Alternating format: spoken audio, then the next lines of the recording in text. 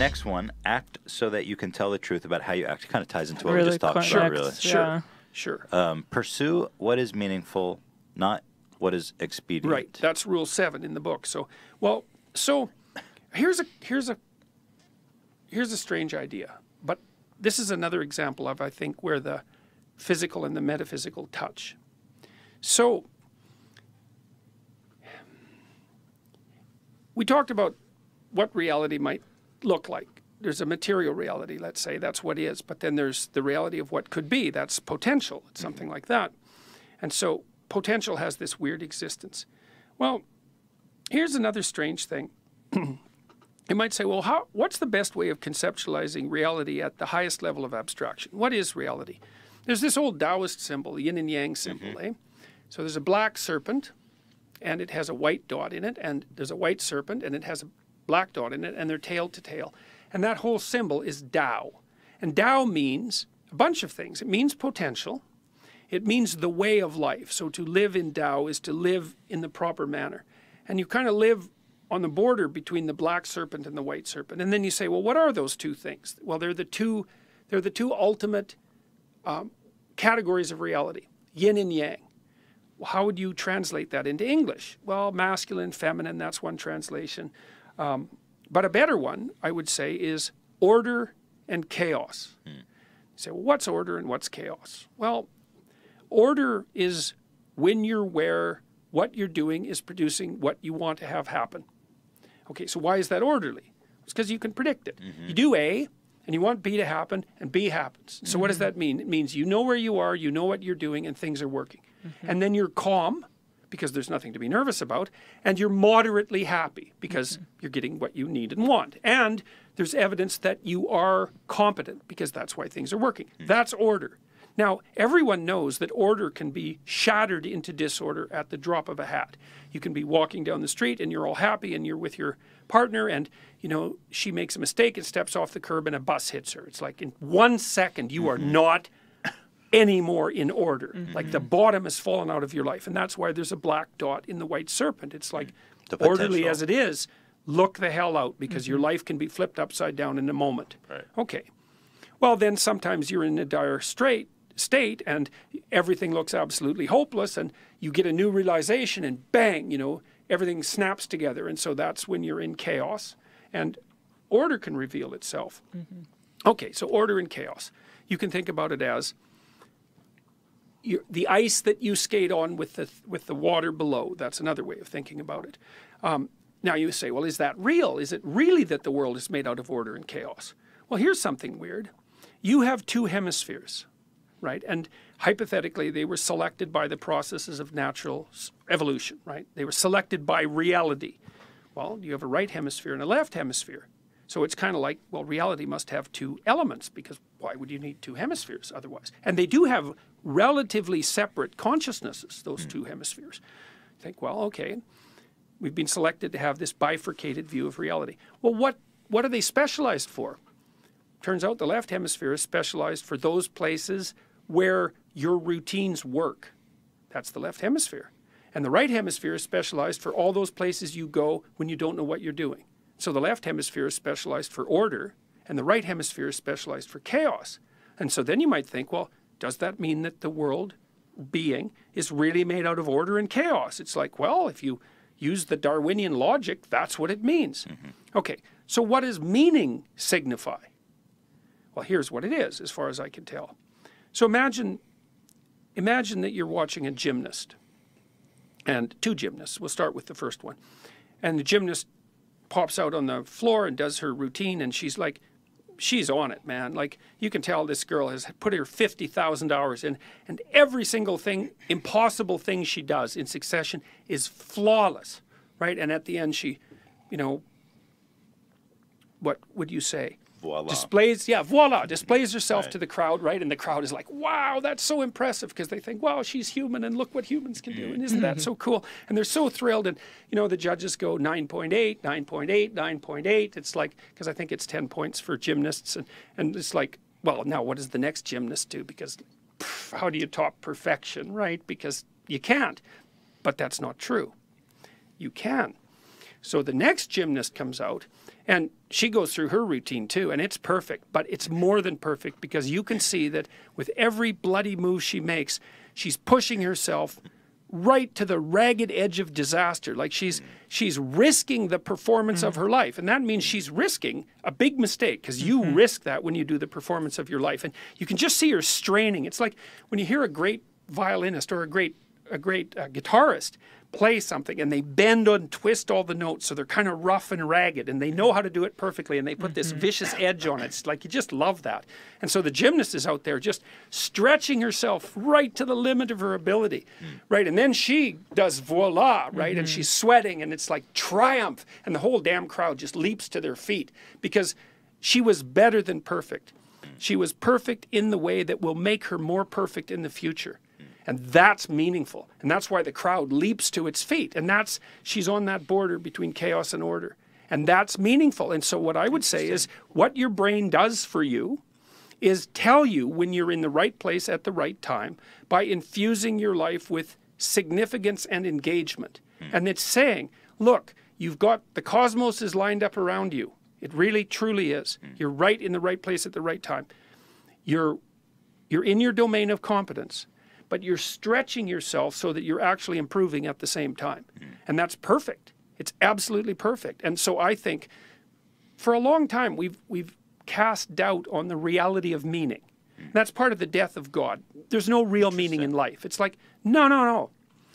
It does not look like that's true. It looks like it might be the case that there's nothing more real in life than the sense of meaning. I actually think you can make, well, I do make that case in 12 Rules for Life. I think you can make a completely coherent case that meaning is an unerring guide. There's limits. If you're going to allow your sense of meaning to guide you, you don't want to lie to yourself because you pathologize the instinct. You know, because if you keep filling your head up with nonsense, the meaning generator is going to become corrupted and it's going to make things shine for you that shouldn't shine. They'd only shine for someone who's corrupt. So if you're going to be guided by your sense of meaning, then don't fill your spirit with garbage. And that sort of applies to the first few rules. Don't lie. Don't do things that you hate. You're building upon the previous rules. Right. Don't make the thing that guides you ill. And so you think that meaning is that living on the border of chaos and order. You bet. That's the great. Tao. That's the Tao. Yeah. That's where you are. If you live in Tao, it's on the line between chaos and order. Controversy, or on the other end, you say not what is expedient. So how do you confuse those two things? What do those two things look like? Okay. How do you not confuse them? No problem. Look, so I came in here for this discussion today, and I could be thinking, I want to tailor this interview so that I sell as many books as possible. So like I have a goal. I'm going to come in here, and if you veer off on some topic that I don't think is relevant to my goal of selling books, then I'm not going to participate. I'm going to steer you back. I'm going to mention it every chance that I get. Because what I want to have happen from this talk is that I make more money. It's like, okay, so then I'm going to come in here and I'm going to manipulate the conversation to facilitate that goal. Okay, so that's expedient. But then I could say, no, let's not bother with that. Not because there's anything wrong with that. I mean, it's not a problem to have a goal. It's a problem to manipulate people. Sure. But you know, I knew we were going to talk about the book, so it wouldn't be like you wouldn't regard that as incomprehensible if it started to happen. If I said something, well, can we direct the conversation back to the book? You wouldn't take offense to that, not in any real sense.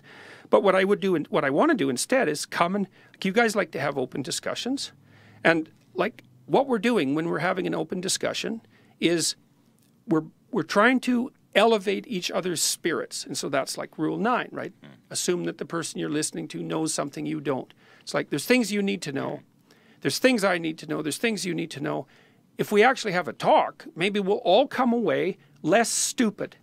And since if you're stupid, you wander into a pit, then maybe it would be better if you weren't stupid. And so I'd rather come on and say, well, let's engage. So let's occupy that place of meaningful conversation. Let's trust it and see where it goes. And then let's assume that whatever happens is the best thing that could have happened. It doesn't matter, because maybe the right outcome for this podcast isn't a particular percentage of increment in book sales.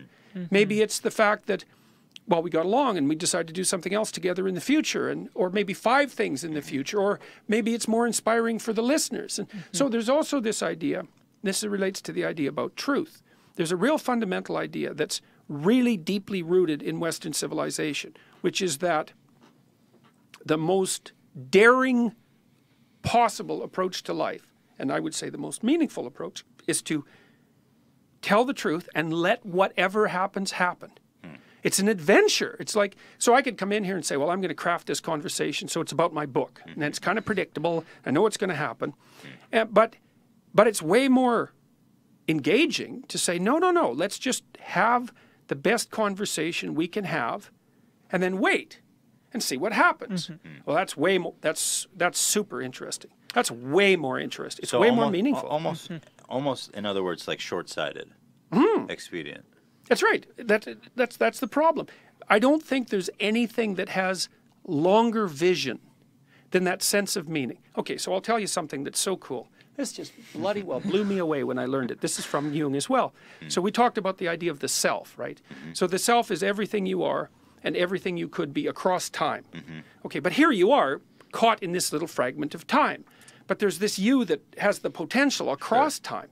Well, and it's something that you're trying to grow towards to maximize your potential, right? So then you might ask, well, how does that potential manifest itself in the present so that it can be revealed? Well, the answer is through the instinct of meaning. So that was Jung's answer. I thought, wow, that's just mind-boggling, that idea. It's like, okay, you could be more than you are, obviously. That's obviously the case. How does that manifest itself in the moment? Well, that which you could be tells you where to walk by making that path meaningful.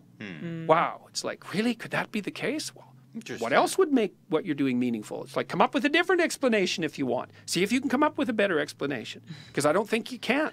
Walking the path that's more challenging.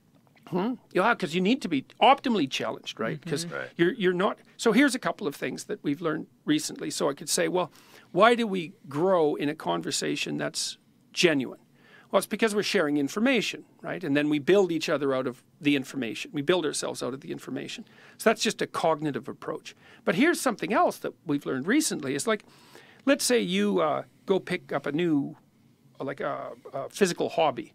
Like you start weightlifting, or maybe you do jiu-jitsu or something like that. And so you're in a new environment and you're faced with new challenges. Genes in your brain turn on that weren't on before, and they code new proteins and they build new structures. And so inside the genetic structures that underlie your physiology are all sorts of physiological potentials that won't manifest themselves unless you put yourself in a new situation. And so by challenging yourself constantly, you're turning on parts of yourself that wouldn't otherwise be on. You could say, well, life is horrible and tragic and bitter and cruel, and everyone is suffering from being persecuted and from evil. It's like, yeah, okay, it's fine. So how are you going to deal with that? Turn yourself on. You know, you go everywhere and click everything on, and then maybe maybe you could handle it. So I'll tell you a wonderful story. So in the Chartres Cathedral, the cathedral is a cross. Okay, so the cross, the center of the cross is the center of consciousness. It's the point of maximal suffering. Okay, the cathedral is a cross. Now on the floor of the cathedral is a maze, a big maze, and you can walk it.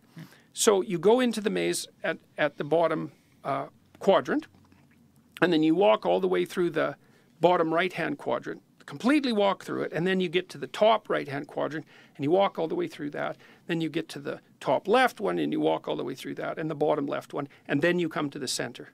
It's a symbolic pilgrimage. So what it means, and it's a map of the world, north, south, east, and west. So it's symbolically the world.